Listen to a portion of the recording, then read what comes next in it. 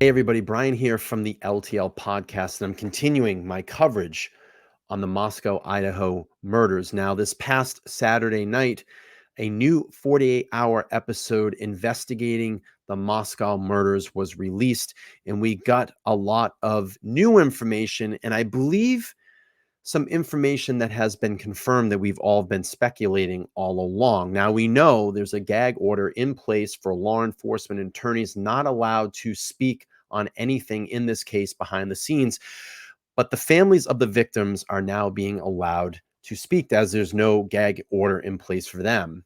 So there's been some new information that came out as to the possible first victim being Maddie Mogen, along with some information that the Goncalves family, Kaylee, tried to get out of the situation that she was in that night. And there's a lot of evidence pointing in that direction. But what we'll do here is bring up a article from the New York Post. We'll talk a little bit about that and just see of those new details. So from the New York Post, University of Idaho murder victim tried escaping suspected killer Brian Koberger, but was trapped by friend's body, family says. And we're going to go on to read this. The heartbroken parents of one of the University of Idaho students killed in the quadruple stabbing at an off-campus house last fall claims their daughter tried to escape the attacker, but was trapped by the suspect in the layout of the bedroom where she died. And I'm gonna show you a little bit of a diagram here of what I think happened in a second, but we're gonna get through a little bit more of this article. So it says, quote, "There is evidence to show that she awakened and tried to get out of the situation, but she was assaulted and stabbed." Steve Goncalves told CBS News Peter Van Zant of his daughter, Kaylee Goncalves. Kaylee, 21, was killed alongside her best friend, Maddie Mogen, 21, housemate Xander Knodel, 20, and Knodel's boyfriend, Ethan Chapman, 20, in the early hours of November 13, 2022. Kaylee and Maddie, who were known each other since childhood, were found dead beside each other. Kaylee's mother, Kristen Goncalves, said in a new preview of an upcoming 48-hour special, The Night of the Idaho Murders. Maddie was likely the killer's first victim, Steve explained, citing the coroner's report. When the assailant turned on Kaylee, she was stuck between the body of her friend and the wall, Christie added. The bed was up against the wall. The headboard was touching the wall, and the left side of the bed was touching the wall. And we believe Maddie was on the outside and Kaylee was on the inside, the grieving mother explained. And let me show you that diagram here to give you kind of a visual representation of what possibly could have happened that night. So here is the possible positions of the victims in the room that night. If you obviously can see, Maddie's bedroom is a very tight space, not a lot of room to move on. So they think potentially Maddie was here on the outside of the bed and Kaylee was here on the inside. This would be the door that you would come in to enter. That's where that large red arrow is. That doorway is very narrow. So if someone comes in, they possibly come to the side of the bed, they create an attack and possibly come back this way, you would be trapped in between the killer and that doorway. They attack them here. As they said, that there's some evidence that she tried to get out of that situation. That could be potential defensive wounds. There could be some blood up against this wall that showed maybe some positioning of the hands trying to push and get away. Just an absolute brutal scene, I'm pretty sure. So let's go back to the article here. Christie goes on to say the way the bed was set up, Kaylee was trapped. The killer may have been surprised to find the two friends in the same bed, Christie speculated. I do think that the plan went awry. I do think that, he intended to kill one and killed four, she said. Knodel's father, Jeffrey Knodel, told Van Sant that he also believed reports that his daughter fought back against her killer. I believe so. It's upsetting to think about it, he said.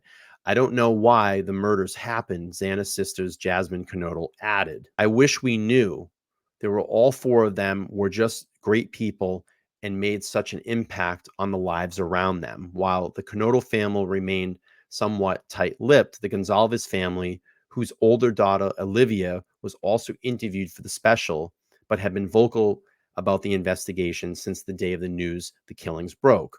We're just not going to sit back and cross our fingers and pray that we're going to get justice, insisted Steve, who frequently lashed out at law enforcement in the weeks before the prime suspect, Brian Koberger, 28, was finally arrested on December 30th. In their discussion with Van Zandt, both Steve and Christy said they agreed with the prosecution's theory that Koberger stalked the friend's rental home near Moscow campus prior to the stabbings. He had to know when people were coming and going, Steve said of Koberger, whose phone records revealed that he made several trips to the neighborhood near the house in the months before the murders. I think he had at least opened the door at the house, went in, tested the waters, and looked around, Christie agreed. The fact that the family claims to have found Koberger's Instagram account, which showed that he followed both Kaylee and Maddie. From our investigation of the account, it appeared to be the real Brian Koberger account, Christie alleged. Koberger's defense team, however, has repeatedly shot down claims that the aspiring criminologist knew the victims. There's no connection between Mr. Koberger and the victims, investigative journalist Howard Bloom told Van Zandt. The prosecution would like everyone to believe that this is an open and shut case, but I think the facts they have made the case perhaps more open than open and shut. If the Latah County prosecutors cannot establish a connection between Koberger and his alleged victims, Bloom added, there is no motive.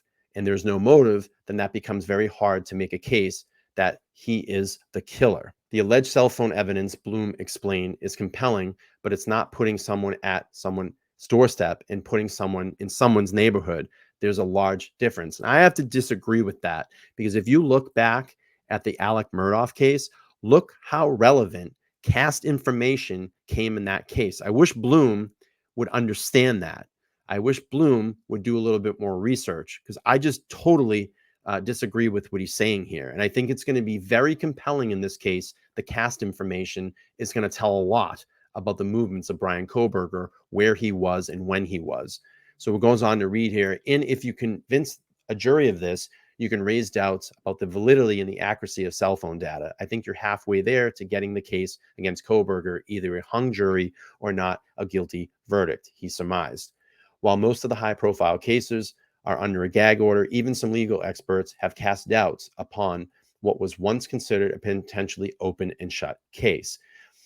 Goes on to say, I don't think there's any slam dunk. Brianna Fox, a professor of criminology at the University of South Florida, a former FBI special agent, said to CBS Production, the defense is already challenging some points of the case against Koberger, arguing that the alleged footage of the Hyundai Elantra near the scene of the murders had been misidentified. Fox said, it seems that the defense alleged that there was a rush to judgment, law enforcement made an arrest too fast, and they focused on their client too quickly, she explained. Koberger was arrested at his parents' home in Pennsylvania on late December, almost 2 months after the quadruple homicide. He is in custody in Latah County on all 4 counts of first-degree murder and 1 felony burglary. Last month, he waived his right to speedy trial as the defense prosecution scrambled to prepare for arguments. Despite the delay in proceedings, the Goncalves said that they are convinced that Koberger is guilty. It goes back to this too.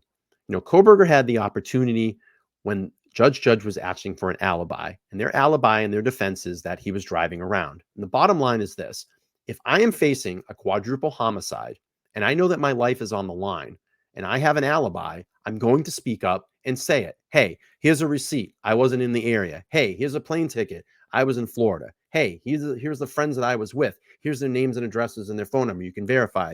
I was at a party. Look at the selfie that I took at 4 o'clock in the morning. I just find it very strange and very hard to believe that I would continue to want to sit in jail if I have a rock solid alibi. Also, the bottom line at the end of the day, the knife sheath in this case found on that bed with Brian Koberger's DNA on it is going to have to be accounted for. It's going to have to be explained for. How did it get there and why is it there?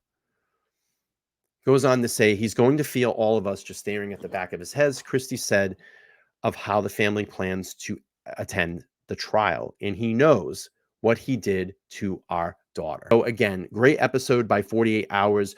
How did you feel about it? Did you feel that it confirmed maybe any of your speculations out there? I think it did a lot with mine. I think we got a little bit more information out there from the family and confirmed a lot of things that we had been speculating here. I'll be curious to see. There's probably going to be a lot more follow-up here.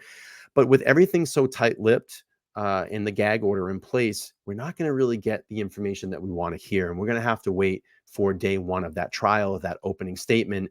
And I'm going to tell you, it's going to be a little while till we get there. I'm going to probably predict within the 2 to 3 year period it's going to take this to go to trial. I would be shocked if we see this case in the next year. So what do you all think? Leave your comments down below.